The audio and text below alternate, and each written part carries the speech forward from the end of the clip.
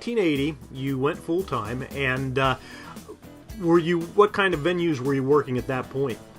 A lot of corporate picnics and things like that. I remember having a trailer, and I would take equipment and sound equipment and generator and everything, and just set up this stage area and do the whole 9 yards. And a lot of company picnics during the summer, and a lot of corporate events during the winter as well. So yeah, it was a big corporate time in the 80s. Okay.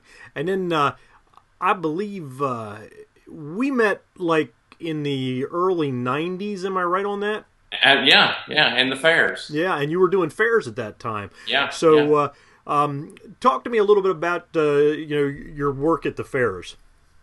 Well, it seems to be, as far as ventriloquist goes, I've always had a problem, I guess, getting hired in the fair circuit, because it's always been, fairs are great to work. I love doing them, and it's a great place I like it as a place to break in new material too, because people, you get a whole variety, to run the gamut of different types of people and what they've seen as far as entertainment.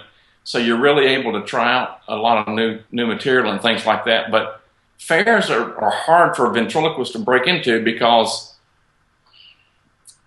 I guess because we're a little bit different than a strolling juggler or a strolling act that roves the fairgrounds. I know I only do fairs whenever I set up and do shows every so often, and people come to me, and it works great. I mean, because you pull out a figure, and you can draw a crowd in just no time with a figure, just ad-libbing and playing with the audience. And most ventriloquists that know how to do that know they can do that, that they can draw a crowd. But the fair buyers are more interested in filling time sometime rather than looking at the quality of the entertainment.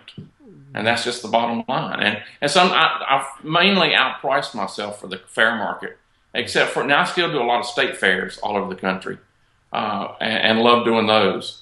But as far as the small county fairs, I'm really, really not in their budget right now. Now, when you did the fairs, did you go out for the week, or were you doing like spot dates? How did you arrange those? Well, I'd rather go out for the week, because it's just easier if you're in one spot, one location, doing maybe 3 shows a day, than going just part of the time. So I try to book the whole fair, but a lot of fairs now are doing just half of the time, like 6 days at a 12-day fair, or something like that, which is still easier than going just for spot dates.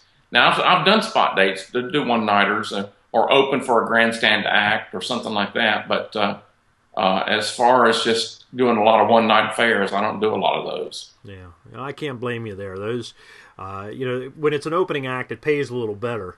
But, man, I'll tell you, for me, a lot of the fairs up where I am, they run maybe 7 days.